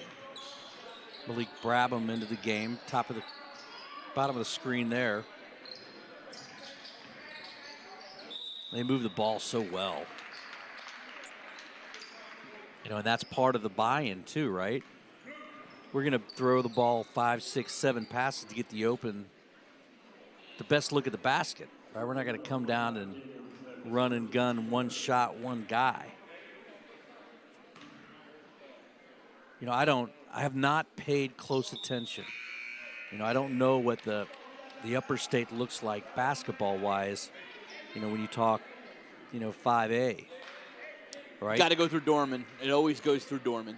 Even though they lost so much last year. They lost P.J. Hall, who went to Clemson. But Thomas Ryan. Ryan. Collegiate 4A. Yeah, so they're not having to worry about that. They don't have to worry about a great collegiate who's just loaded with teams. And I think that Legacy Charter has a bunch, but they're not 5A. Dorman, everything runs through Dorman up there. Gaffney's always pretty good, but Thomas Ryan at Dorman's kind of like the elite coach in the upstate. He's a Lexington guy. He learned under Bailey Harris at Lexington. There's basically like 2 trees in the state. It's either through Tim Whipple at Irmo or Bailey Harris at Lexington, and they branch off from there. And he's a Lexington guy, and so yeah, you never know. But I would venture to think Dorman would be nice inside by Faison. Well, if you're going to go through Irmo, you better not play him there. Yeah.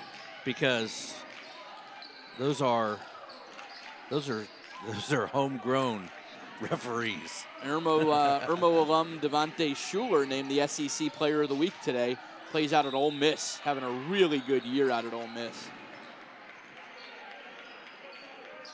It was Malik Russell with the basket for Berkeley on the other end.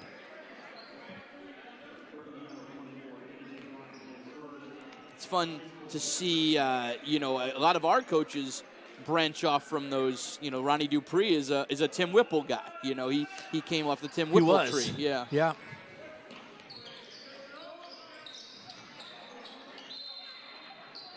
going to go the other way. A couple ticks left on the clock. You know, I think that's been the other thing. It's been so hard to rank these teams. You take a look at state rankings. One team's played 4 games, the other played 6, the other played 10. Sure. And right now, Goose Creek up 49-22. You're watching High School Hoops on MyTV Charleston, sponsored by Roper St. Francis.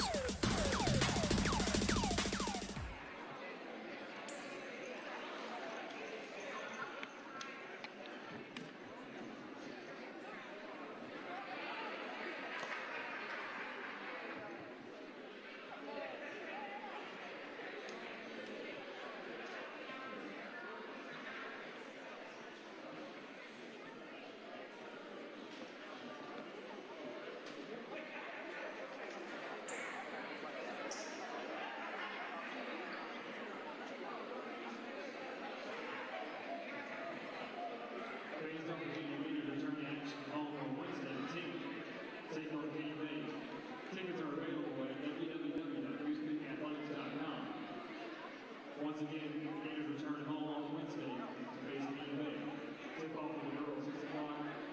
Boys will come up at 7:30.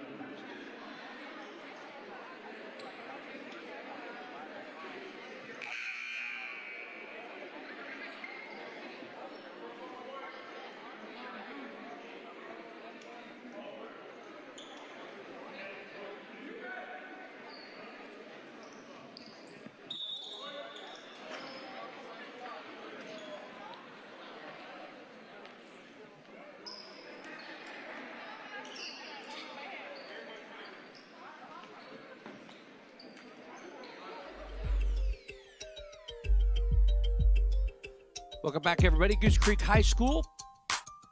Gators up 27 on Berkeley. Goose Creek perfect on the year, 8-0. Berkeley came in 1-8. You know, we were doing the getting ready for the Oceanside game a couple of weeks ago and talking to Oceanside head coach Quentin Hollis. And we were talking just about some of the players he played for, and then Jeff Bolton's name came up. And it was at that time we found out that Jeff's son played at Goose Creek. He's number 11 on the floor right now. And you didn't even know, did you? No, I had no idea. None. So Jeff was a best player at College of Charleston in 2002 and passed away unexpectedly in 2004. As we watch this game right now, Scotty spent some time and talked to Blake and some of the old guys from the College of Charleston, and has more on Yaturi Bolton. Take a listen.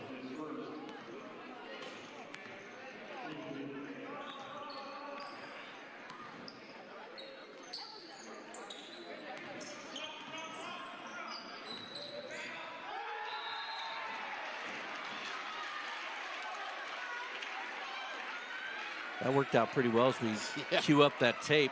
Again, it's Justin Britt. All right, take a listen. Here's Scotty. He never saw it. In others, it's a blessing. The memories brought back to life. I've heard things. I haven't been able to watch any of his old games, but I've seen a couple of dunks. And I mean, I'm not as athletic as my dad. Few in this area will ever be. For me, the best teammate or best player I ever played against. Which makes it so tough to stomach, even after all these years. One of the greatest to ever suit up for the College of Charleston, Jeff Bolton, doesn't get to see the genes and the jumps he passed on.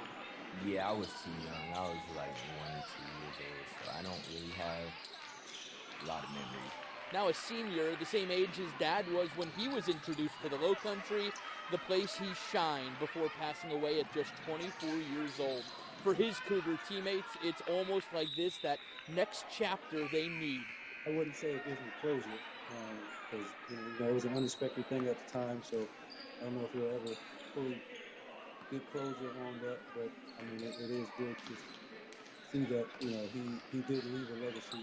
He's like a spirit image of JB. Like he plays like the JB is a little bit taller, but Notori's almost about 6'4", 6'5". Now too, got a nice jump shot, jump out the field too. So it's almost like I still get to enjoy JB when I go see his son play. He says I remind him of my dad a lot. You know, I don't have a lot of memories of my dad, so I can't really say yes or no to it. Can't deny the name Bolton will always fly high in Low Country hoops. Great story. I think he looks just like him. I think he shoots just like him. And, I mean, Jeff could jump out of the gym. Yep, Augusta native and loved playing for John Kress. And Quentin Hollis said he was the funniest guy he ever played with as well. He was roommates with him afterwards, after college. When Jeff Bolton came back, he got sick playing overseas. He came back and he lived with Quentin Hollis over in West Ashley. And talk about on cue, he said, man, you know, like my dad's, like Jeff Bolton's jump shot, and that was Yatori Bolton hitting that three-pointer. Nailed the three.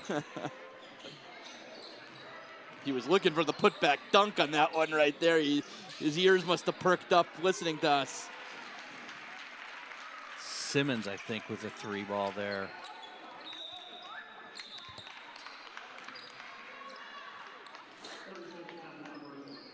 We've got a timeout here. We will take a break, step away. Goose Creek in firm control, 58-26. You're watching High School Hoops on my TV Charleston, sponsored by Roper St. Francis, driven by Cruz Chevrolet.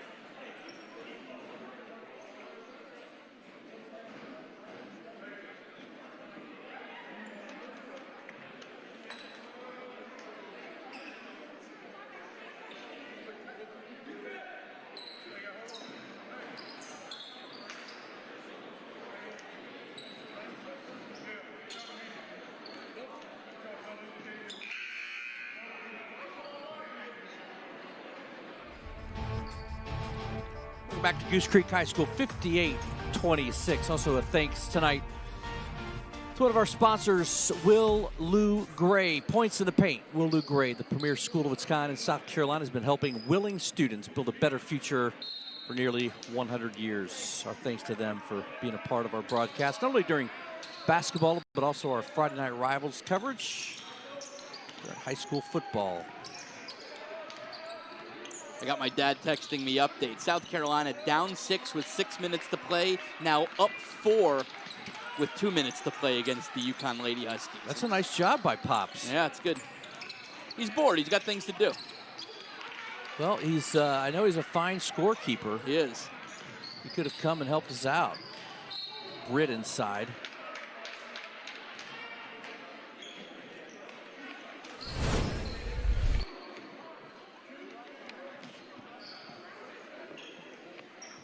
Tell you what, you take a look at our player of the game possibilities. Kind of. It's an even draw. I'm going to say the guy in the background with a big smile on his face, the guy with the slam, Demetrius Simmons. Yeah, he had a nice slam. Britt had a nice slam.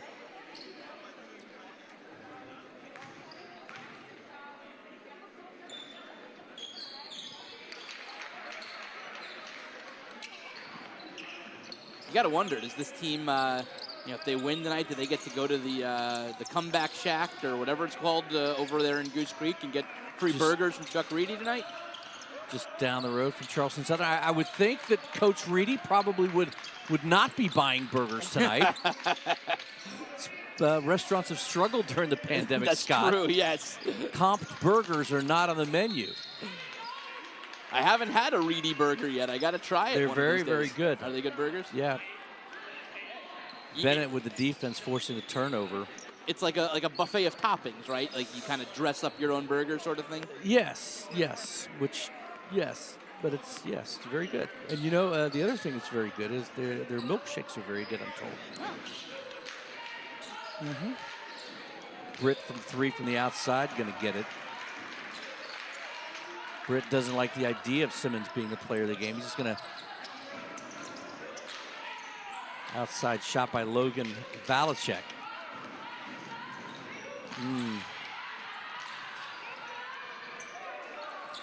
Faison and Bennett.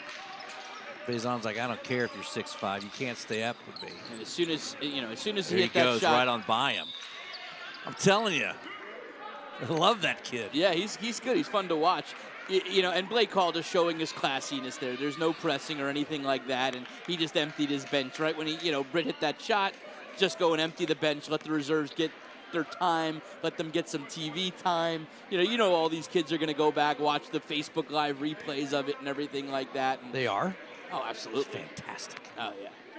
And there's the wholesale change right there.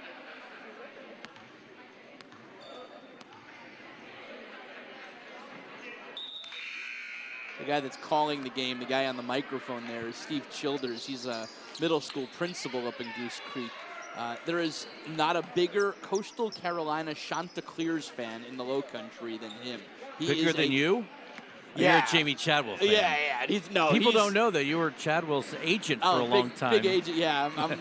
I was hoping he took the Tennessee job for my cut to come back a little bigger.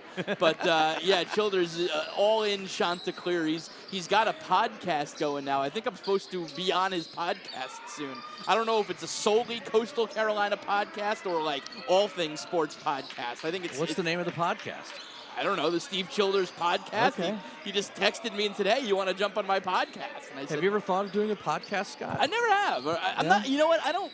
You don't like to talk a lot? I do like to talk a lot. I don't listen to a ton of podcasts. I listen to some of the Barstool ones, but beyond that, I don't listen to a whole ton of podcasts.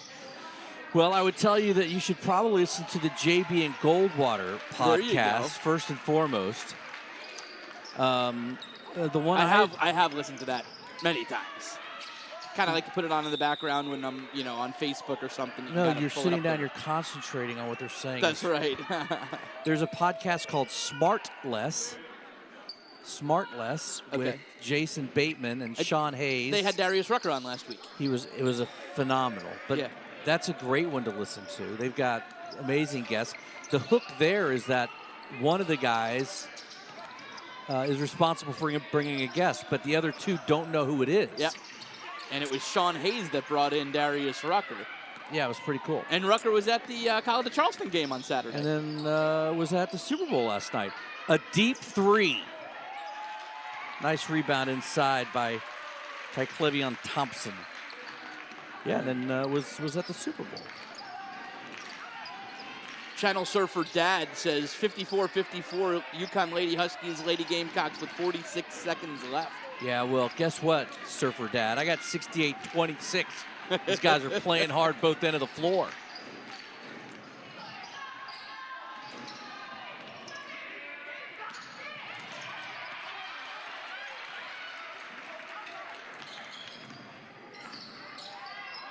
You know what you're going to be doing soon, Scotty? You're going to be saddling up in front of the TV watching the U.S. Junior National Skating Championship. That's right. Very soon. Oh, I know. We're actually going to take my daughter. She loves ice skating. She's never gone ice skating outside. That's how I grew up skating. So we're actually, for her birthday, going to take her up to the mountains of North Carolina so she can go outdoor skating. It's the closest place to here where you can skate outdoors. You know, you could save your time and money and just buy her a pair of rollerblades. She has that too. Don't worry. Channel 4's bought her a lot of things. But yeah, she's all geeked up to go ice skating outside, old school pond skating. There you go. And we're going to overtime in Storrs, Connecticut. Goose Creek knocks it out of bounds. Valachek's going to throw it in.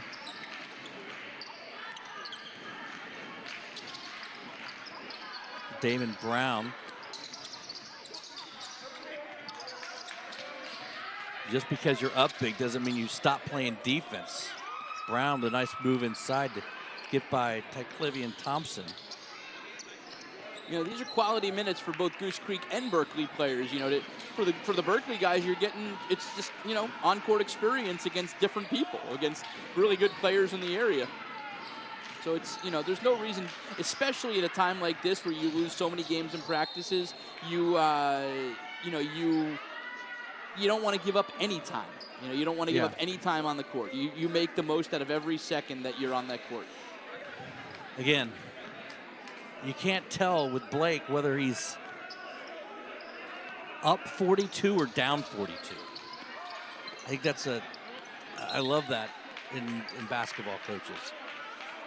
I do. I think it's just maintain, you're just right down the middle. If you've got some explaining to do or some conversation to be had, it's in practice. It's in the locker room at the half. That's when the coaching is done. You just kind of let them come out and play their game. Nice hustle. That was some social distancing there as he came flying through. Come on, Xavier, you gotta catch your guy. That's a Nike chair. You don't mess with a Nike chair. I know. Who clears out first? Bolton and Xavier. That is rude. That's got to get you 5 suicides, right? Right.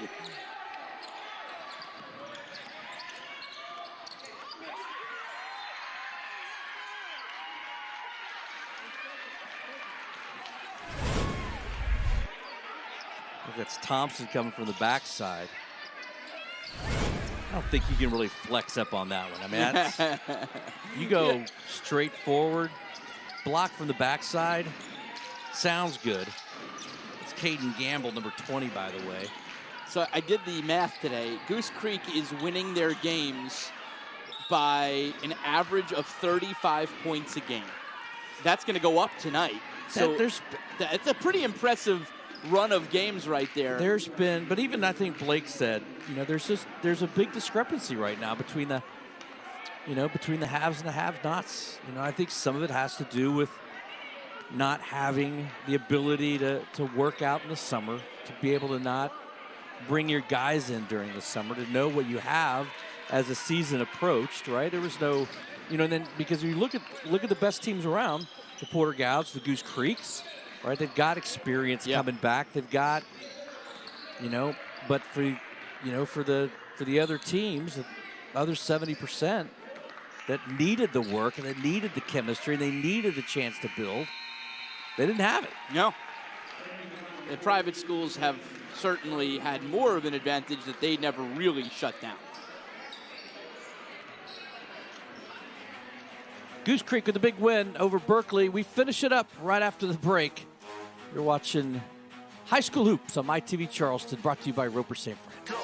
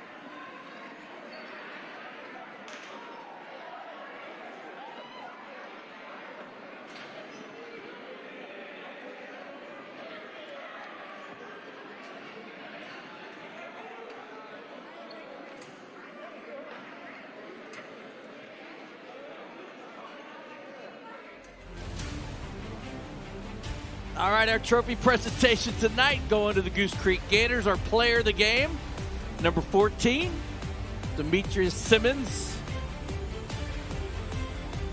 I had him at 10, but he had the biggest play of the game. Brought down the house, reached back. Well, there's the breakaway layup. Gonna have a 3 as well. Sweet stroke. Here we come. Britt gives it up. That's how we're going to finish up our doubleheader tonight. We appreciate you joining us. Speaking of doubleheaders, it's actually Wednesday Fort night, Dorchester and West Ashley. We're playing Fort Dorchester, West Ashley. That's our next game. Fort Dorchester at West Ashley. That is coming up Wednesday. For Scotty and the crew in our prop room and the crew out of the site, thank you all for joining us tonight. High School Hoops on MyTV Charleston, sponsored by Roper St. Francis, driven by Cruz Chevrolet. See you in a couple days.